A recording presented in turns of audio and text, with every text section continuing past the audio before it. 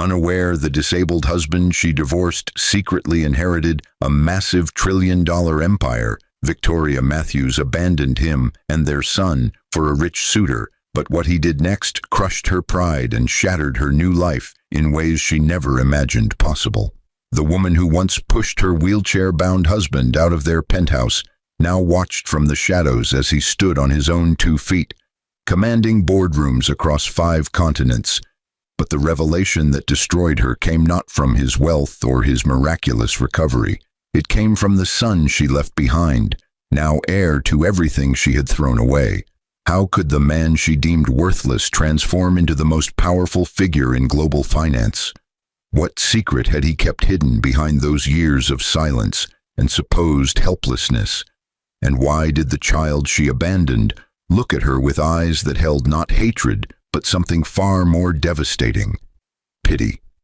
The rain hammered against the floor-to-ceiling windows of the Crystal Heights ballroom, but Victoria Matthews barely noticed as she adjusted the diamond necklace resting against her collarbone. The weight of it felt right, felt deserved, but the reflection staring back at her from the polished marble column held an expression she couldn't quite place. Tonight marked her engagement party to Douglas Pemberton, the real estate magnate whose net worth had been splashed across Forbes 3 months running, but something in her chest tightened as the string quartet began their 3rd Vivaldi piece.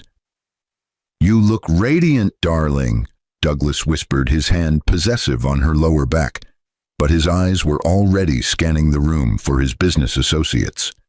Victoria smiled the smile she'd perfected over the past 8 months, the one that hid everything real, everything that still woke her at 3 in the morning with her heart racing. The ballroom glittered with Manhattan's elite, but Victoria's mind drifted to a cramped apartment in Queens, to the man she'd left behind with divorce papers and a check she'd thought generous at the time. 3 years had passed since she'd walked out on James Richardson and their 4-year-old son, Ethan, but the memory still carried the sharp edges of justification she'd built around it like armor. James had been disabled, his legs paralyzed from a car accident 2 years into their marriage. But that wasn't why she'd left, she told herself for the 1,000th time. It was the poverty, the endless medical bills, the tiny apartment that smelled of antiseptic and broken dreams. But mostly it was the look in his eyes that had driven her away, that patient, knowing look that said he understood her better than she understood herself. "Victoria, darling, come meet the Hendersons," Douglas called, but his voice sounded distant, tinny, like he was calling from the bottom of a well. She moved through the crowd with practiced grace, but her heels felt unsteady on the polished floor. The Hendersons were old money, the kind that whispered rather than shouted, but their handshakes were firm, their smiles sharp as glass. They spoke of summer homes in the Hamptons and winters in Aspen, but Victoria found herself nodding automatically, her mind elsewhere. The flashback hit her without warning. Ethan's 4th birthday, the last one she'd spent with him. James had somehow scraped together enough money for a small cake from the discount bakery, but the candles had been mismatched, salvaged from a drawer of odds and ends. Her son's face had glowed in that candlelight, but Victoria had felt only shame, only the crushing weight of a life she hadn't chosen. "I'm going to marry someone who can give us everything," she'd whispered to James that night, after Ethan had fallen asleep, clutching a stuffed bear that had seen better days. "Someone who isn't broken." James had looked at her from his wheelchair, his hands still strong despite everything else, but he'd simply nodded. "If that's what you need," he'd said quietly, "then go. But leave Ethan with me." The memory of that moment still had the power to steal her breath, but Victoria pushed it down, buried it under layers of champagne and congratulations. She'd made her choice, but choices had consequences she'd been too young to understand. "Mrs. Matthews, or should I say, soon-to-be Mrs. Pemberton," a voice cut through her thoughts, smooth as silk but edged with something else. Victoria turned to find herself face to face with a woman in her 60s, impeccably dressed in Chanel, but with eyes that seemed to see straight through her expensive facade. "I'm Margaret Chen," the woman continued, extending a hand heavy with tasteful jewelry. "I represent the Richardson Family Trust." The name hit Victoria like a physical blow, but she recovered quickly, her social mask sliding back into place. "I'm sorry, I don't believe we've met," she said carefully, but her heart was hammering against her ribs. Margaret's smile didn't reach her eyes. "No, we haven't, but I know quite a bit about you, dear. I know, for instance, that you were married to James Richardson. I know you left him when he needed you most, but what you don't know, what you've been blissfully unaware of for 3 years, is that the man you abandoned inherited one of the largest fortunes in modern history, 6 months after you walked out." The ballroom seemed to tilt, but Victoria gripped the stem of her champagne glass harder. "I don't know what you're talking about," she managed, but her voice sounded thin even to her own ears. "James's grandfather, a man who'd made his fortune in technology and international trade before anyone knew those sectors would explode, died 18 months after your wedding," Margaret continued, her voice conversational but relentless.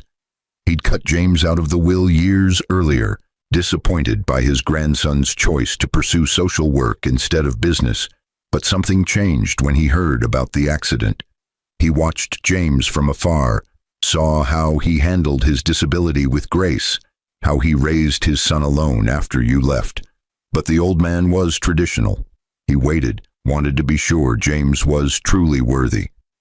Victoria's mind was racing, but she forced herself to stay still, to keep her expression neutral. Douglas was across the room, laughing too loudly at someone's joke, but he hadn't noticed this conversation yet. "The inheritance was released 6 months after your divorce was finalized," Margaret said softly, leaning closer. $3 trillion in liquid assets, property holdings across 40 countries, and controlling interest in 17 Fortune 500 companies. But James didn't touch it. Not immediately. He spent the first year in physical therapy, experimental treatments that his new wealth could finally afford. The doctors said it was impossible, but James never believed in impossible. The champagne glass slipped from Victoria's fingers, but it didn't shatter. A waiter caught it with practiced ease, replaced it with a napkin. "That's not possible," Victoria whispered, but even as she said it, she knew it was true. She could see it in Margaret's eyes, in the way the woman looked at her, with something between contempt and pity. "He walks now," Margaret continued, and each word was a nail in Victoria's carefully constructed coffin. "Has for about 18 months, but he kept it quiet, kept everything quiet. He didn't want the attention, didn't want Ethan growing up in that spotlight, but more than that, I think he wanted to see what you would do. If you would come back. If you would even wonder." The room was too hot, too bright, but Victoria couldn't move. Images flashed through her mind. James in his wheelchair, his patient eyes, his gentle hands on Ethan's small shoulders. But now those images were overlaid with something else. James standing, James walking, James commanding the kind of power that made Douglas look like a child playing dress-up. "Why are you telling me this?" Victoria finally asked, but her voice cracked on the last word. Margaret's expression shifted, became almost gentle. "Because tomorrow morning, the Richardson Foundation is announcing its largest initiative yet. $100 billion dedicated to disability services, accessible health care, and support for single parents. But the press conference isn't just about the money. James is stepping out of the shadows. He's taking his place in the world. But more than that, he's telling his story, your story. The woman who left him because he was broken, because he couldn't provide the life you wanted. But the woman who never knew that she'd walked away from everything she'd been chasing." The words landed like blows, but Victoria remained standing through sheer force of will. "He wouldn't," she said, but it sounded like a question even to herself. "He wouldn't name you. Wouldn't be cruel," Margaret agreed. "But the details are specific enough that anyone who knows you both will understand. But that's not the part that will destroy you, dear. That's not what will crush your pride and shatter this new life you've built." Victoria wanted to walk away, wanted to run, but her feet might as well have been cemented to the floor. "What then?" she whispered. Margaret's smile was sad now, almost sympathetic. "Ethan, your son, the boy you abandoned for this—" She gestured around the ballroom at the crystal chandeliers and the designer gowns and the carefully curated wealth. "He's 8 now, but he's brilliant. James enrolled him in the best schools, gave him every opportunity. But more than that, he talked to Ethan about you, honestly. No bitterness, no anger, just the truth. But the truth is sometimes the most devastating weapon of all." The room was spinning, but Victoria forced herself to focus. What did he tell him? That his mother loved him, but that she loved other things more, Margaret said simply. That sometimes people make choices that hurt others, but that doesn't make them monsters, just human. But Ethan is smart enough to understand what that means. He's smart enough to see the difference between the father who stayed and the mother who didn't. But here's what will break you, Victoria. Ethan doesn't hate you. He pities you. The word hung in the air between them, more damning than any accusation. "No," Victoria breathed, but even as she denied it, she knew it was true. "Tomorrow's press conference includes a video tribute," Margaret continued relentlessly.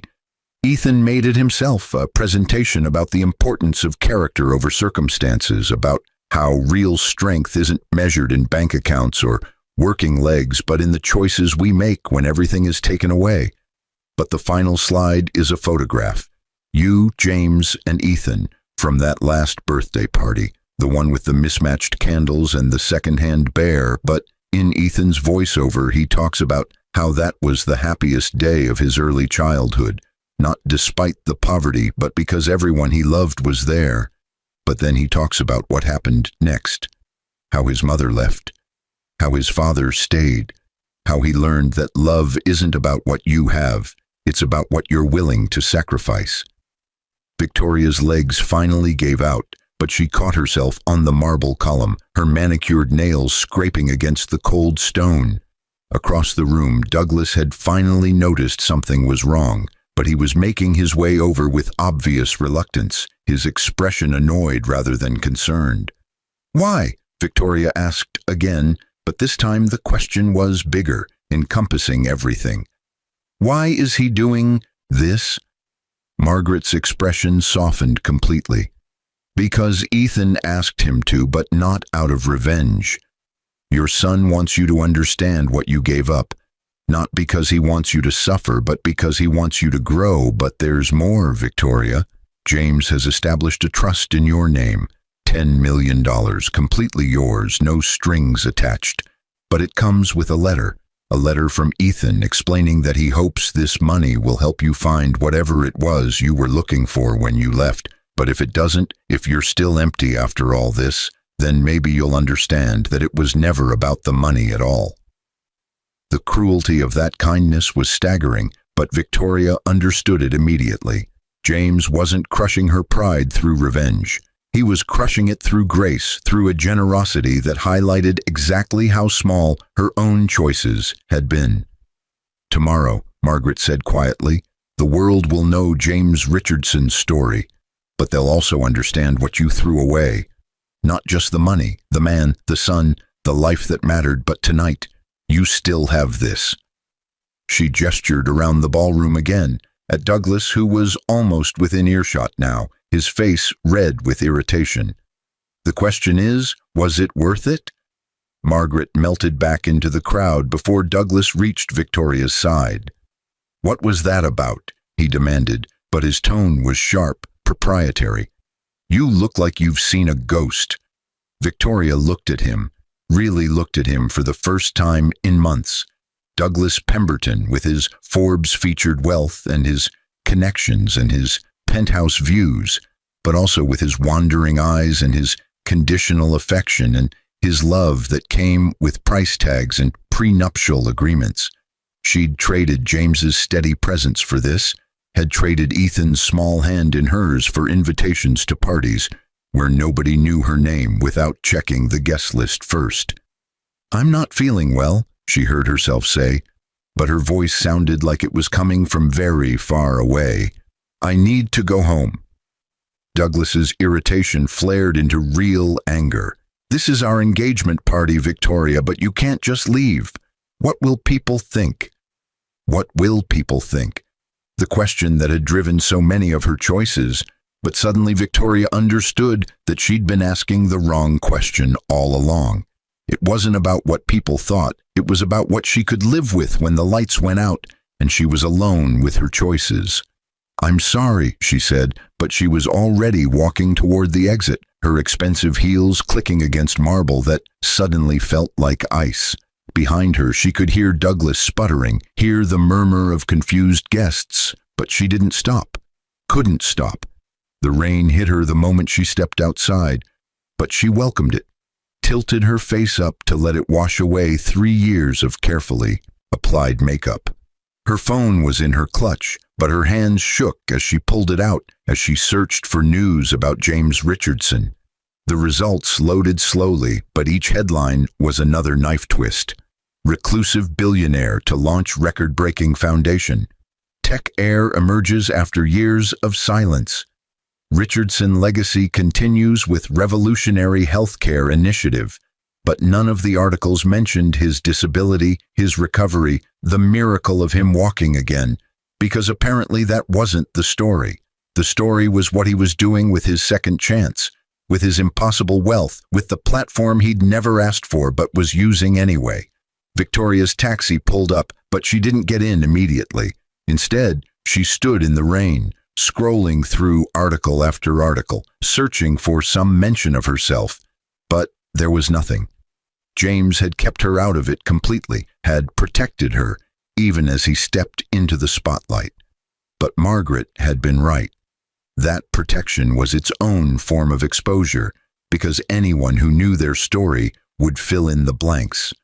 The apartment James had shared with Ethan was in Queens, but Victoria found herself giving the taxi driver that address instead of her own sleek Tribeca loft. It was nearly midnight, but she needed to see it, needed to understand what she'd left behind. The building looked smaller than she remembered, shabbier, but the lights were still on in what had been their third-floor walk-up. Victoria stood on the rain-slicked sidewalk, staring up at those windows, but she couldn't make herself go inside. What would she even say? Her phone buzzed. Douglas, angry and demanding, but she silenced it without reading the full message. Another buzz. Her mother, who'd been at the party, probably demanding explanations, but Victoria silenced that too. A third buzz, but this one was from an unknown number. She almost ignored it, but something made her open the message. It was a video file, and against her better judgment, Victoria clicked play. Ethan's face filled the screen, older than she remembered, but with James's eyes and her own stubborn chin. He was standing in what looked like a library, surrounded by books and light, but his expression was serious beyond his years. "Hi, Mom," he said, and Victoria's knees buckled. She sat down hard on the wet curb, rain soaking through her expensive dress, but she couldn't look away from the screen. "Dad said I could send this to you if I wanted, but he also said I should wait until I was sure." "I'm sure now." Ethan glanced down at something off-screen. Notes, maybe, or maybe just gathering his courage. "I don't remember you very well, but Dad has lots of pictures and he tells me stories. Good stories about how you used to sing to me, about how you made the best pancakes, about how you tried really hard even when things were difficult. But I know why you left." Dad explained it. "He said you were looking for something you thought you'd lost, and you believed you'd find it somewhere else." The video was time-stamped from 3 weeks ago, but Ethan's words were clearly carefully considered. "I wanted you to know that we're okay, but I also wanted you to know that I forgive you, even though Dad says you didn't do anything that needs my forgiveness. He says you made a choice and that everyone has the right to make choices. But I'm 8 now, and I'm old enough to understand that some choices hurt people even when we don't mean them to." Victoria was crying now, but silently, her shoulders shaking as rain mixed with tears on her face. "Tomorrow Dad is going to tell everyone about our story," Ethan continued. "But he's not doing it to hurt you.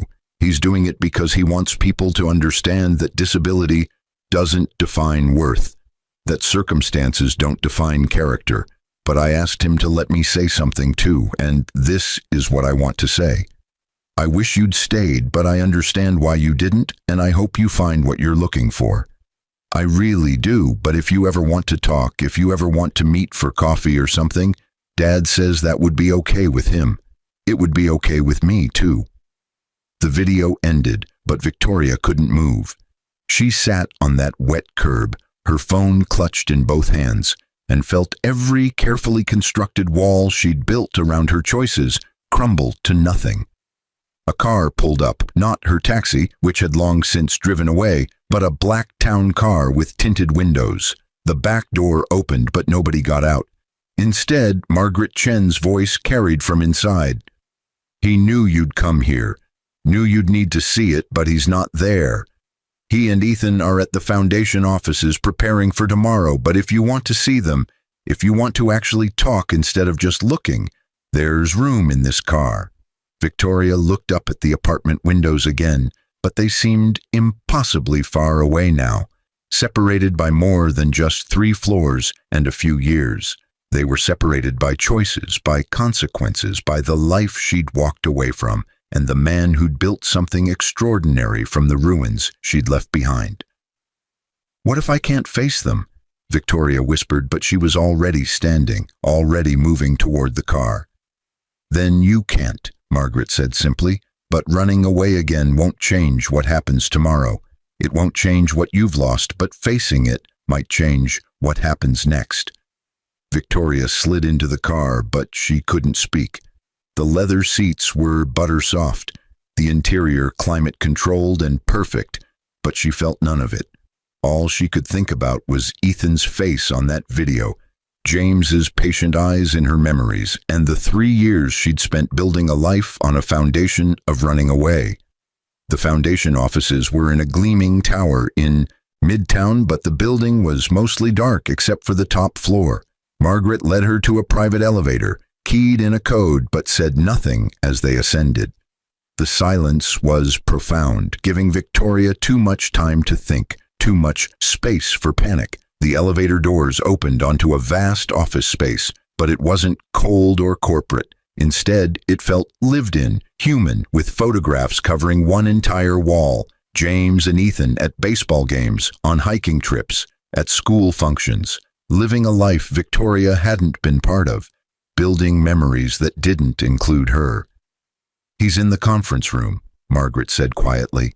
"End of the hall, but I should warn you, he's different from the man you remember, not because of the money or even because he can walk again, but because he's made peace with who he is, with what happened. But that doesn't mean seeing you won't be difficult for him. Just be kind to both of you." Victoria nodded, but she couldn't find words. She walked down that hallway on legs that felt like water, past office doors with nameplates she didn't recognize, past evidence of a life and career and purpose that had flourished without her. The conference room door was ajar, and through it, Victoria could see him. James was standing at the window, his back to the door, but his posture was confident, strong. He was taller than she remembered. Or maybe he just stood straighter now that pain wasn't his constant companion. Ethan sat at the conference table working on a laptop, his tongue caught between his teeth in concentration, exactly the way James used to do. Victoria must have made some sound because both of them turned, but their reactions couldn't have been more different. Ethan's face lit up with something between hope and uncertainty, but James's expression was carefully neutral, guarded in a way she'd never seen from him before. "Victoria," James said, and his voice was the same, warm, steady, but there was distance in it now, the space carved out by 3 years of absence. "Margaret said you might come." Victoria's voice failed her, but she tried again. "I got Ethan's video." I told him to send it, James said quietly, moving away from the window. And that's when Victoria really saw it. The ease of his movement, the absence of pain that had always lingered at the edges of his expression, but also something else. Confidence. Purpose. The bearing of a man who'd faced the worst and come out stronger. "Dad," Ethan said softly, glancing between them. "Should I—" "Stay," James and Victoria said simultaneously, but then James added, "If you want to. This concerns you too." Ethan nodded, but his eyes never left Victoria's face. She could see him cataloging details, her ruined dress, her smeared makeup, the way she stood uncertain in the doorway like a stranger in a stranger's home. "I didn't know," Victoria said, and the words came out broken. "About the inheritance, about any of it, but that's not an excuse. That's not why I came." "Why did you come?" James asked, but his tone wasn't harsh. Just curious. "After 3 years, after building your new life, why now?" Victoria finally stepped fully into the room, but she kept distance between them. "Because I watched you leave that birthday party on repeat in my mind for 3 years, but I convinced myself I'd made the right choice. That you and Ethan would be better off without me dragging you down. That I was doing everyone a favor, but then Margaret told me about tomorrow, about what you're announcing, and I realized—" She broke off, but James waited, patient as always.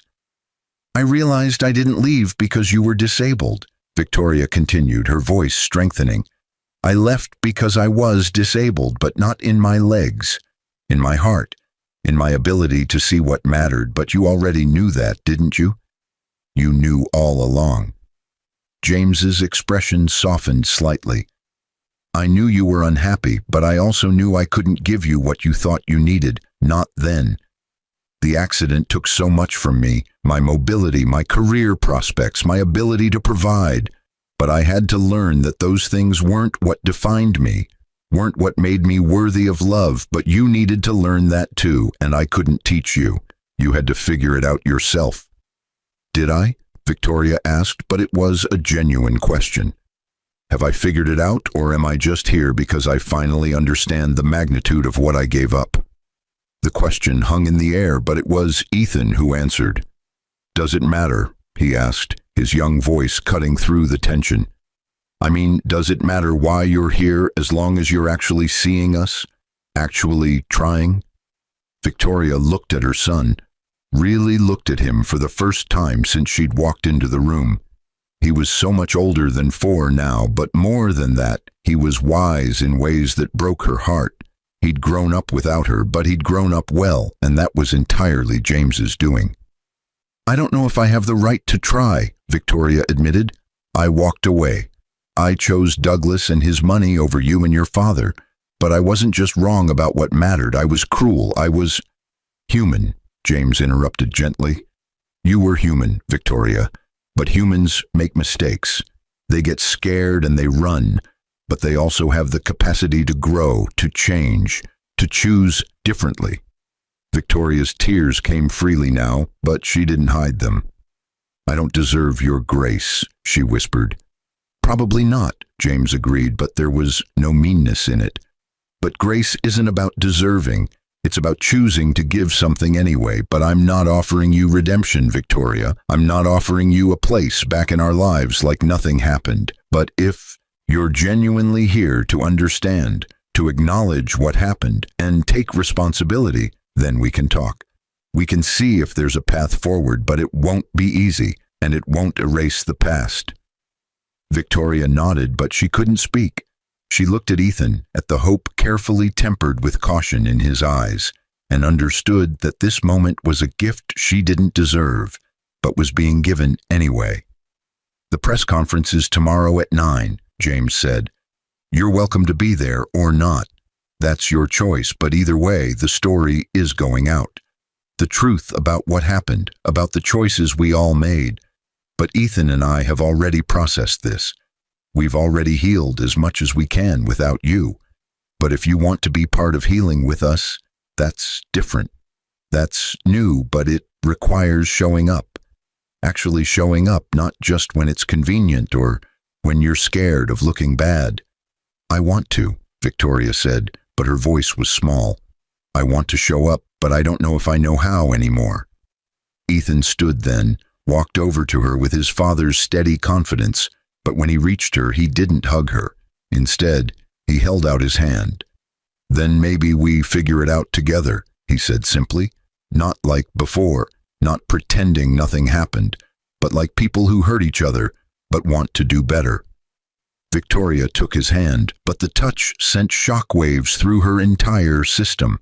This was her son, but he was also a stranger, and bridging that gap would take more than one conversation, more than one moment of clarity. Tomorrow, James said quietly, the world is going to see our story, but they're going to see it through the lens of resilience, of overcoming, of choosing to build something good from something broken. But what they won't see is this moment right here where we're all standing in the wreckage of what was and trying to decide what comes next. But that's the real story, Victoria. Not the money, not the miraculous recovery, but the choice to keep trying even when it would be easier to walk away. The words hit Victoria like a physical blow because she heard the echo of her own choice in them. But James's face held no accusation, only a sad sort of understanding. I need to tell Douglas, Victoria heard herself say. I need to end that before I can even think about what comes next. Do you want to? Ethan asked, but his grip on her hand had tightened slightly.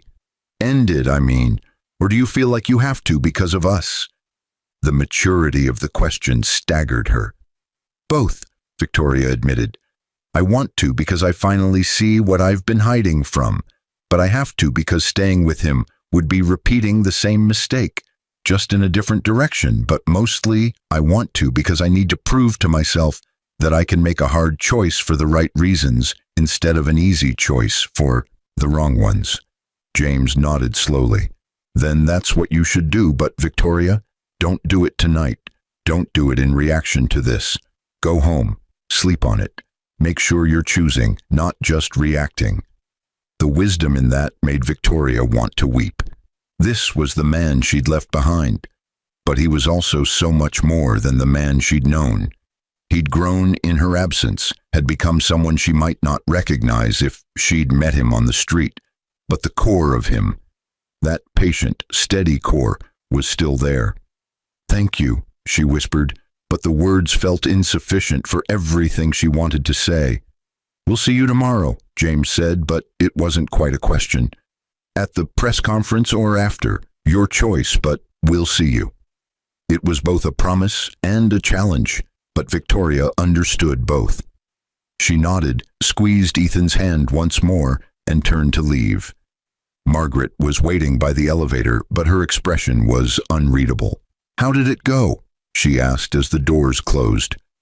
I don't know, Victoria admitted, but I think that's the point. I think I'm supposed to not know, but keep showing up anyway. Margaret smiled then, genuine warmth breaking through her professional facade. Then maybe you're finally learning what your ex-husband already knows, that the only way forward is one uncertain step at a time, but taking those steps anyway. The ride down was silent, but Victoria's mind was screaming. She'd spent 3 years building a life based on running from uncertainty, from difficulty, from anything that required her to be uncomfortable. But now she stood on the edge of something entirely different, a chance to be uncomfortable on purpose, to choose difficulty because it led somewhere real. The rain had stopped by the time Margaret's car dropped her at her Tribeca loft, but the street still gleamed wetly under the streetlights. Victoria's phone had been buzzing non-stop during the drive. Douglas, her mother, friends from the party demanding gossip, but she silenced it all. Inside her apartment, surrounded by expensive furniture and carefully curated art, Victoria felt the full weight of her choices crash over her. This place was beautiful but hollow, impressive but empty, and she'd traded her family for it. She didn't sleep that night. Instead, she sat by her window and watched the city wake up, watched the sun rise over buildings full of people making their own choices, their own mistakes, their own attempts at redemption. Somewhere in Queens, in an apartment she'd once fled, James and Ethan were probably doing the same thing, but together. At 7 a.m., Victoria called Douglas, but she didn't wait for pleasantries. "I can't marry you," she said simply. "I'm sorry for the mess at the party, sorry for wasting your time, but I need to end this cleanly." Douglas's response was immediate and volcanic. "Are you insane? Do you know what you're throwing away? Who I am?" And there it was, the question that had driven Victoria for 3 years, but suddenly she had an answer. "Yes," she said quietly. "I know exactly who you are, but more importantly, I finally know who I am, but I don't like her very much. I need to figure out how to change that." She hung up before he could respond, but the finality of it felt right, felt clean. One door closing, but what came next was entirely uncertain. The press conference was being held at the Richardson Foundation's new headquarters, a converted historic building in downtown Manhattan that James had apparently restored personally. Victoria arrived early, but stayed in the back of the press room, anonymous in jeans and a simple sweater that felt like armor compared to last night's designer dress. The room filled quickly, journalists, photographers, foundation staff, but Victoria kept her eyes on the podium, waiting. When James walked out, the room erupted in camera flashes, but he moved through it with ease. He was wearing a simple suit, but he commanded the space like he'd been doing this all his life. Ethan walked beside him, small but confident, and Victoria's heart clenched at the sight. James's speech was everything Margaret had promised. Powerful, moving, focused on the Foundation's mission, but also deeply personal. He talked about his accident, about learning to live with disability, about the challenges that had seemed insurmountable. But he also talked about Ethan, about fatherhood, about finding purpose in helping others navigate paths he'd already walked. He never mentioned Victoria by name, but he didn't have to. "I learned," he said, his voice carrying to every corner of the packed room, "that the people who stay with you in the darkness matter more than those who only want to stand in your light. But I also learned that everyone's journey is their own. Some people aren't ready to face difficulty until they've exhausted every avenue of escape, but that doesn't make them villains. It makes them human." The grace of it broke Victoria completely, but she stayed silent, stayed still. Then it was Ethan's turn, but he didn't read from notes. Instead, he spoke from his heart. "My dad taught me that strength isn't about being perfect," he said, his young voice surprisingly steady. "It's about getting back up, but also about letting people see you when you're down. But the most important thing he taught me is that love isn't about what you have. It's about what you give, but you can only give what you've learned to receive." The presentation included the video Ethan had made, but it was different from the one Victoria had seen. This version was public, carefully edited to respect privacy while still telling truth. But the photograph at the end was the same: Victoria, James, and Ethan, before everything broke. When the presentation ended, the questions started, but James handled them with the same grace he'd shown throughout. Yes, he was walking again. Yes, the inheritance had changed his life. But no, wealth wasn't what had saved him. Purpose had, love had. The daily choice to keep showing up even when every instinct screamed to give up. Victoria waited until the press conference ended, until the crowd began to disperse, but she didn't approach. Instead, she caught James's eye across the room, and in that brief connection, she saw everything she needed to know. He'd told their story, but he'd protected her in the telling. He'd been honest without being cruel, truthful without being vindictive. She mouthed 2 words: "Thank you." James nodded once, but then Ethan was tugging on his sleeve, pointing at something, and the moment passed. Victoria left without speaking to them, but this time it wasn't running away.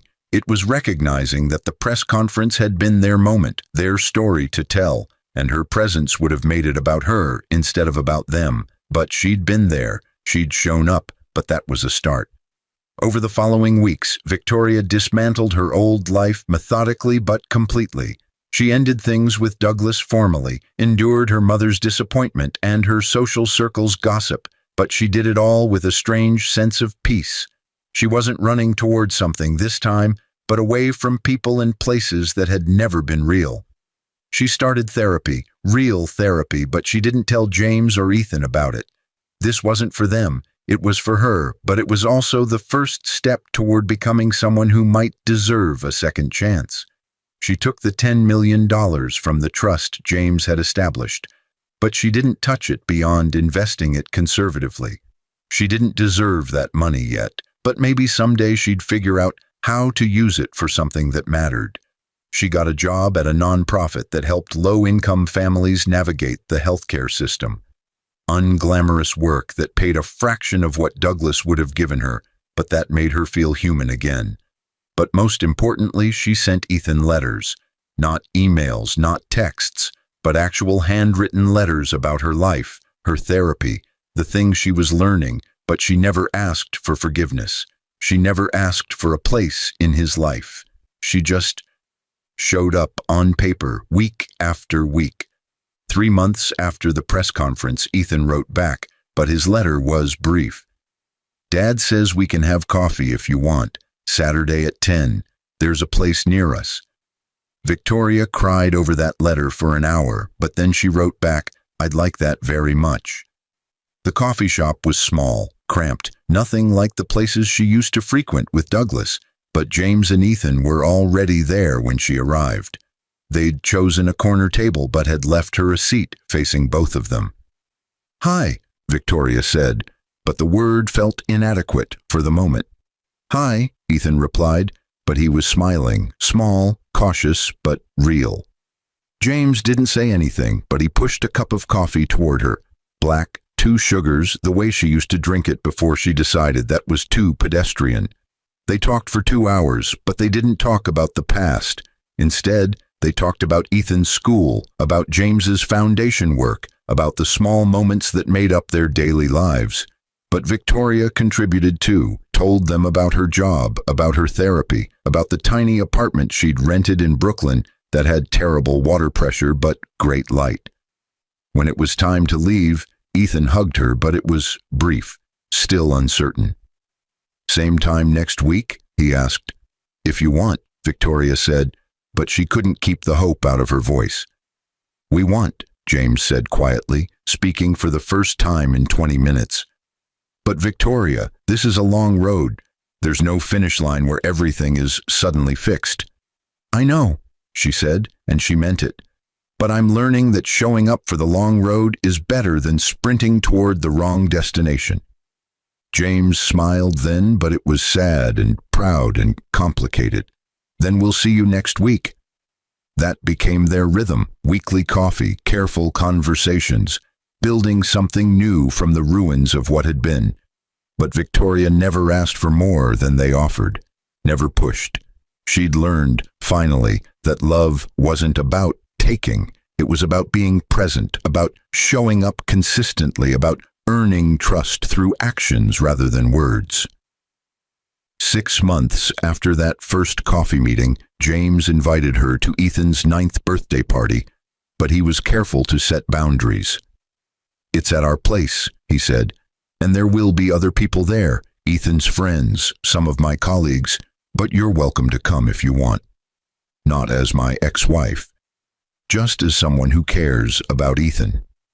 Victoria went, but she brought a simple gift, a book about resilience that her therapist had recommended, but with an inscription from her heart. For Ethan, who taught me what real strength looks like, but I'm still learning. Love, Mom. The party was loud, chaotic, full of children and laughter, but Victoria stayed on the edges watching.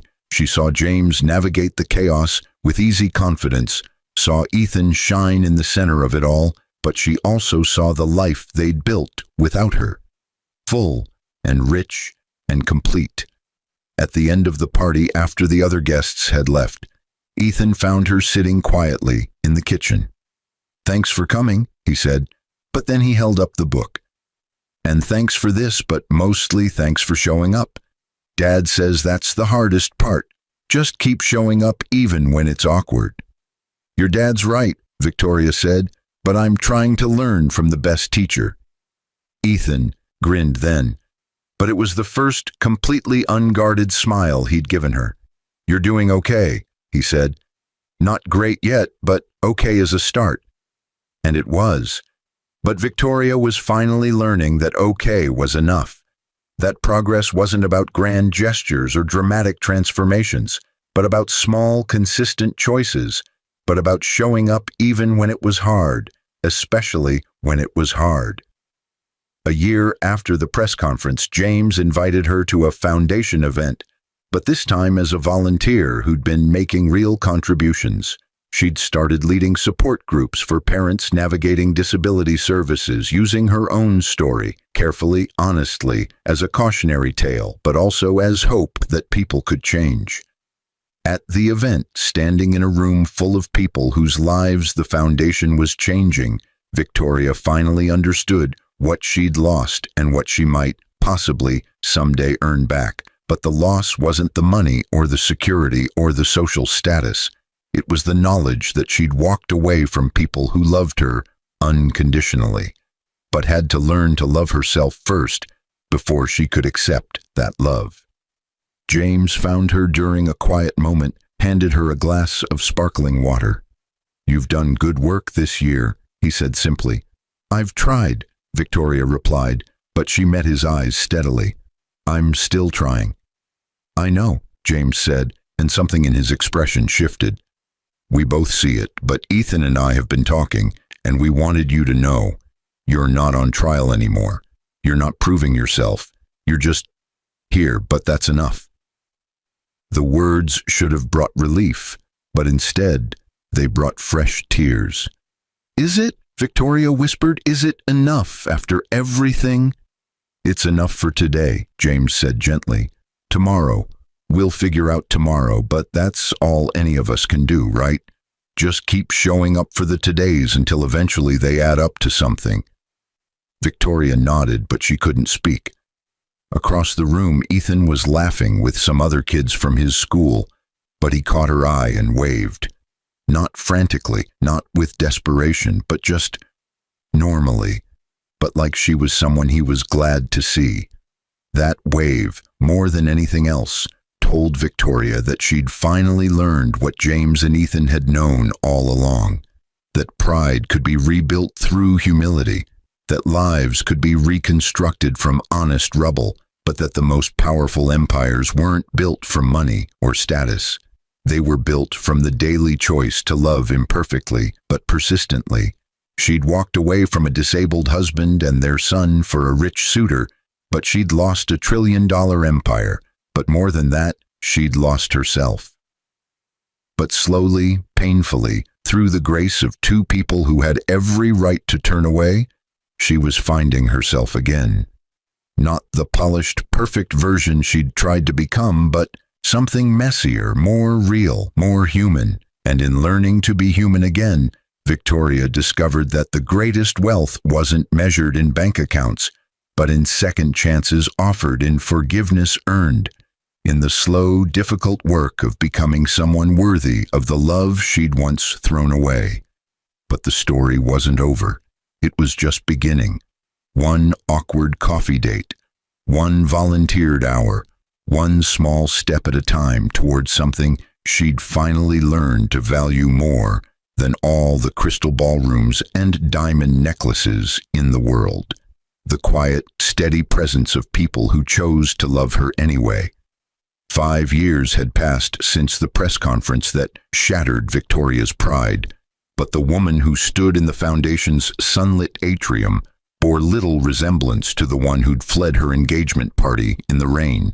Her hair was pulled back simply, her clothes were practical rather than designer, but her eyes held something they'd never possessed before. Peace earned through 5 years of showing up, even when every instinct screamed to run. "Mom, you're going to be late," Ethan called from across the lobby, but his voice carried affection rather than irritation. He was 13 now, taller than Victoria by 3 inches, but still with that same serious expression that made him seem older than his years. Victoria checked her watch and smiled. "Your dad's the one who's late, not me," she said, but there was no edge to it, just the comfortable teasing that had slowly, painfully grown between them over half a decade of consistent effort. "Dad's always late to his own events," Ethan replied, rolling his eyes with theatrical exasperation. But then James emerged from the elevator, his expression harried but apologetic. "Traffic was insane," he said, but he was already straightening his tie, shifting into the public persona that still didn't quite fit him despite 5 years of practice. "Is everyone here?" "Everyone except the mayor, but she texted that she's 5 minutes out," Victoria answered, consulting her tablet with the efficiency she'd developed as the Foundation's Director of Family Services. It wasn't a prestigious title, and it certainly didn't come with the social cash of being Mrs. Douglas Pemberton, but it meant something real. James nodded, but then he caught Victoria's eye and something passed between them. Not romance, not anymore, but something deeper. Partnership, perhaps, or recognition, but mostly it was the acknowledgement of 2 people who'd traveled impossible distances to reach a place where they could stand in the same room without the weight of the past crushing them both. The Foundation was unveiling its newest initiative today, a nationwide network of support centers for families dealing with sudden disability, but the project had been Victoria's idea, born from her own failures and rebuilt through 5 years of listening to other people's stories. "You ready?" James asked her quietly, but he knew the answer already. "As I'll ever be," Victoria replied, but her hands were steady as she gathered her notes. 5 years ago, they would have been shaking. The auditorium filled quickly. Families the Foundation had helped, journalists covering the expansion, board members and donors, but also people from Victoria's past who'd slowly, cautiously, filtered back into her life as she'd proven through years of consistent action that her transformation was genuine rather than performative. Her mother sat in the 3rd row, but her expression was complicated. They'd rebuilt their relationship slowly through therapy sessions and difficult conversations, but Ellen Matthews had finally accepted that her daughter's new life, smaller, less glamorous, but infinitely more meaningful, was a choice rather than a failure. Douglas Pemberton was not in attendance, but Victoria had heard through mutual acquaintances that he'd married someone else within 6 months of their breakup. She felt nothing about that except a distant relief that she'd escaped before binding herself permanently to a life that would have destroyed her. James opened the ceremony with his characteristic grace, but Victoria noticed the small changes 5 years had brought. He was more comfortable in his skin now, more willing to claim space, but he still deflected attention whenever possible, preferring to highlight the people doing the actual work rather than those funding it. When he introduced Victoria, his words were simple but devastating in their sincerity. 5 years ago, I told a story about resilience and redemption, but I told it incompletely. I talked about my own journey, but I didn't talk about the journey of someone who had to travel even further, back from a place of profound regret toward something resembling forgiveness, but more importantly, toward self-forgiveness. Victoria Matthews has spent the last 5 years building something remarkable, not from privilege or wealth, but from the honest acknowledgement of her own failures and the daily choice to do better. Victoria walked to the podium with tears already burning behind her eyes, but she'd learned to speak through emotion rather than hiding from it. "Thank you, James," she said, but then she turned to face the audience fully. 5 years ago, I made the worst decision of my life. I abandoned my disabled husband and our young son because I believed that security and status mattered more than love and character. But I was wrong in ways that took me years to fully understand. The room was silent, but Victoria had told this story dozens of times now in support groups and therapy sessions. Each telling was easier, but it never stopped hurting, and she'd learned that was appropriate. Some pains should hurt, because forgetting them meant risking repetition. I can't undo what I did, Victoria continued, but I can use it. I can take the worst choice I ever made and transform it into something that helps other people avoid making similar mistakes or helps them find their way back when they do. But this initiative, these support centers we're launching, they're built on a simple principle, that crisis reveals character, but character can be rebuilt. Not easily, not quickly, but consistently, through small choices made over and over until they become who you are rather than who you were. She spoke for 20 minutes, but she didn't read from notes. Instead, she told stories, families she'd worked with, parents who'd stayed when every instinct said to run, children who'd forgiven when forgiveness seemed impossible, but also people who'd left and come back, who'd failed and tried again, who'd proven that redemption was possible even when it seemed impossibly distant. When she finished, the applause was generous, but Victoria barely heard it.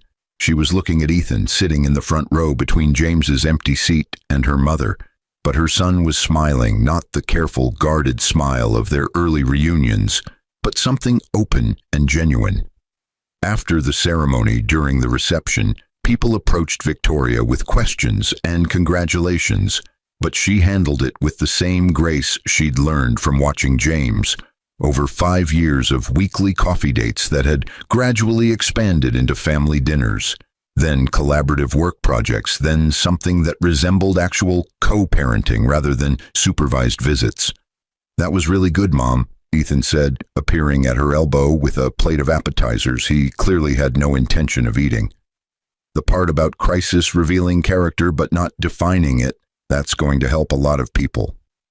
Victoria touched his shoulder briefly, but she'd learned not to be too effusive, not to demand more affection than he was ready to give. "Thank you, sweetheart, but I learned it from you and your dad." Ethan shrugged, but he looked pleased. "Yeah, but we learned it by living it, and you learned it by choosing it. But Dad says that's actually harder. Choosing to change when you could just stay comfortable." The wisdom in that observation reminded Victoria that her son was becoming someone extraordinary, but she couldn't take credit for it. That was entirely James's doing, built through years of patient fathering while she'd been chasing fool's gold in crystal ballrooms. "How's school?" Victoria asked, shifting to safer ground. But Ethan immediately launched into an explanation of his science fair project that involved water purification systems for developing nations. He was passionate, articulate, focused on making a difference, but Victoria recognized that he'd inherited James's heart, even if he'd inherited her stubborn chin. James joined them after working the room with practiced efficiency, but he looked tired. 5 years of running a foundation with global reach had taken their toll, though he'd never complain about it. "You okay?" Victoria asked quietly, but her concern was genuine rather than performative. "Just thinking," James replied, but then he smiled slightly. 5 years ago today, we had coffee for the first time, but do you remember?" Victoria did. She remembered everything about that day, from her shaking hands to Ethan's cautious smile, to the way James had pushed that cup of coffee toward her like it was both a test and an invitation. "I remember," she said softly. "I wasn't sure you'd show up," James admitted, but this was new. He rarely talked about those early months, preferring to focus on the present rather than the painful past. "I thought maybe seeing us at the press conference would be enough, that you'd go back to your life and we'd become a story you told at parties about the road not taken." "I almost did," Victoria confessed, but honesty had become her default setting over 5 years of therapy and hard work. "I sat outside that coffee shop for 20 minutes trying to decide if I could handle it. But then I saw you and Ethan through the window, and you were laughing about something, and I realized that walking away again would kill whatever small piece of me was still worth saving." Ethan was watching them both with his characteristic seriousness, but he didn't interrupt. He'd learned over the years to let his parents have these moments. Not romantic, not moving toward reconciliation, but something equally valuable. Resolution, perhaps, or recognition of the strange, complicated thing they'd built from the ruins of their marriage. "I'm glad you stayed," James said simply, but then he added, "Not for me, not even for Ethan, though he needed you more than he could admit, but for you, because the person you've become over these 5 years is someone worth knowing. But the person you were 5 years ago was drowning, and watching you drown without being able to help was one of the hardest things I've ever experienced." The confession hung between them, but Victoria understood it wasn't meant to hurt. It was meant to acknowledge that they'd both suffered, both grown, both traveled impossible distances to reach this moment of standing together without the weight of resentment crushing them. "Can I say something?" Ethan interjected, but he wasn't really asking permission. "This is going to sound weird, but I think I'm glad everything happened the way it did." Both adults turned to stare at him, but Ethan continued with the fearless honesty of someone who'd grown up with therapy, as normal as breathing. "If you hadn't left, Mom, you probably would have stayed resentful forever. But Dad would have felt guilty forever, and I would have grown up in a house full of people who loved each other but couldn't like each other but this way. With you leaving and coming back, we all had to choose each other.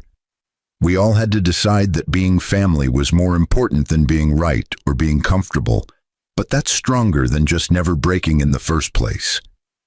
Victoria felt something crack in her chest, but it wasn't breaking. It was the final piece of her carefully constructed guilt falling away. "When did you get so wise?" she whispered. "I had good teachers," Ethan replied, but he looked at both of them equally.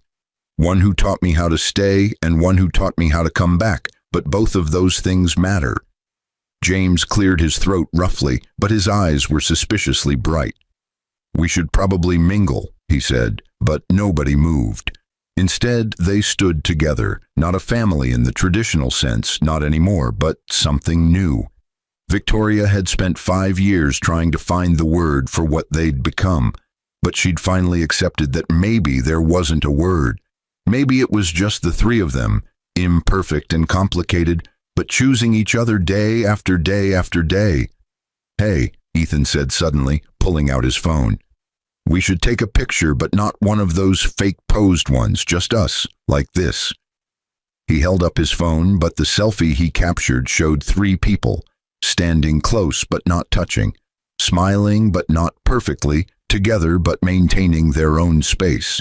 Victoria on one side, James on the other, Ethan in the middle, holding them together not through obligation but through choice. "I'm going to print this," Ethan announced, examining the result critically. "Put it in my room next to the one from my 4th birthday, but that way I can remember where we started and where we ended up."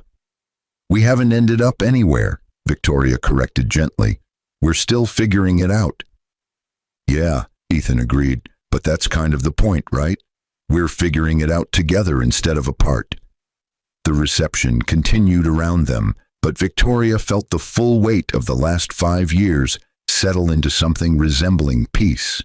She hadn't gotten her family back, not in the way she'd once imagined it, not in the way her mother still sometimes hoped, but she'd gotten something perhaps more valuable.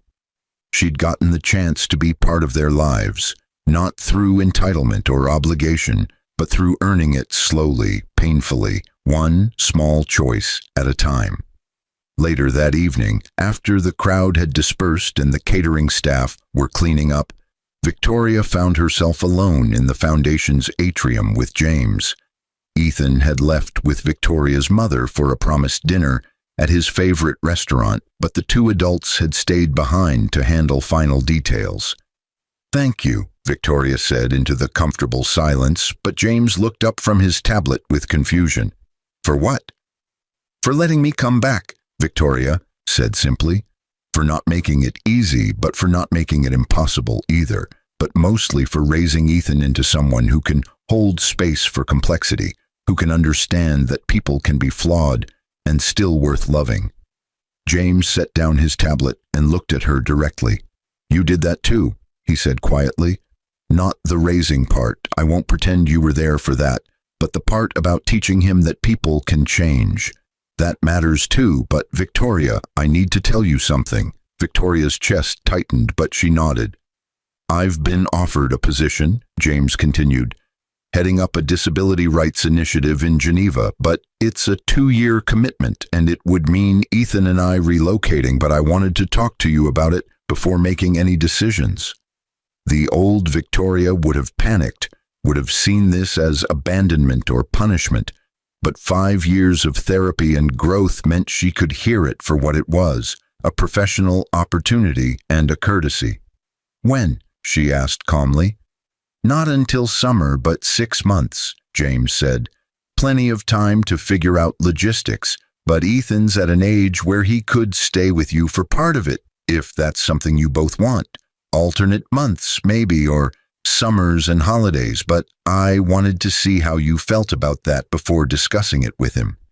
Victoria sat with the question, but she didn't rush to answer. 5 years ago, she would have seen this as a test she had to pass, but now she understood it was simply a decision that required honest assessment of her capabilities and limitations. "I'd like that," she finally said, "but I'd want to talk to Ethan about what he wants, not what he thinks we want him to want, and I'd want to set up regular video calls, clear expectations, systems to make sure he never feels like he's being shuttled around. But yes, I'd like the chance to be his primary parent for part of that time, if he's comfortable with it." James smiled, but it was real and warm. "That's exactly the right answer, but not because it's what I wanted to hear, because it's thoughtful and honest and puts Ethan first. But 5 years ago, you couldn't have given that answer." 5 years ago, I couldn't have done a lot of things, Victoria agreed. "But I'm not that person anymore, thank God." They sat in companionable silence for a moment, but then James said something that changed everything. "I'm proud of you, but I don't know if I've ever said that. Not because I'm your ex-husband and my opinion should matter, but because I know how hard you've worked to become someone different from who you were, and that takes a kind of courage most people never develop." Victoria felt tears threatening, but she blinked them back. "I had good motivation," she said softly. "I had a son worth changing for and an ex-husband who held the door open just wide enough that I could find my way back, but thank you for saying it, but more importantly, for meaning it." James stood, gathering his things, but he paused at the door. "For what it's worth," he said, "I don't regret any of it anymore, but not because it wasn't painful, God knows it was, but because it led here to this version of us that actually works. But sometimes I think the universe breaks things on purpose, just to see if we're brave enough to rebuild them into something new instead of trying to glue the old pieces back together." After he left, Victoria sat alone in the atrium, but she didn't feel lonely. She felt something else, complete maybe, or at least complete enough. She'd spent 5 years trying to earn back what she'd thrown away, but somewhere along the journey she'd realized she didn't want the old life back. She wanted this new one, complicated and imperfect, but real in ways her marriage had never been. Her phone buzzed, a text from Ethan with a photo of him and his grandmother making faces at the camera. The message read, "Grandma says to tell you the speech was perfect. I say it was pretty good. Love you. See you Wednesday?" Victoria smiled and typed back, "Love you too. Wednesday works. Tell Grandma I said thank you." 3 simple exchanges, but they represented 5 years of rebuilding, of showing up, of earning the right to be part of her son's daily life rather than a distant memory or cautionary tale. She stood, gathered her things, but took one last look around the foundation's atrium. This place built on James's wealth but dedicated to helping people who had nothing. This space where she'd found purpose after years of chasing status. This building that represented everything she'd lost and everything she'd found in losing it. The woman who'd abandoned her disabled husband and their son for a rich suitor was gone, But in her place stood someone harder, softer, more real, someone who'd had her pride crushed and her new life shattered, but who'd used those broken pieces to build something infinitely more valuable than what she'd lost. Victoria stepped out into the cool evening air, but she wasn't running toward anything or away from anything.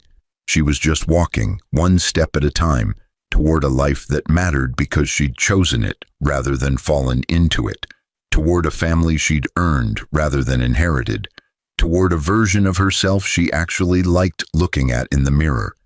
The massive trillion-dollar empire she'd unknowingly walked away from had never been the real loss, but she understood that now. The real loss and the real gain in finding her way back had nothing to do with money and everything to do with the daily choice to be present, to be honest, to be someone her son could respect and her ex-husband could trust, and she herself could finally forgive.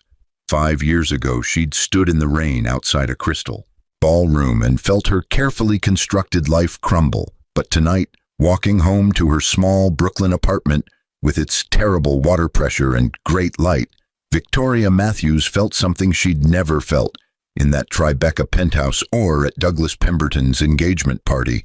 She felt like she was exactly where she belonged, but more importantly, she felt like she'd earned the right to be there. And that, she'd learned, was worth more than all the trillion-dollar empires in the world.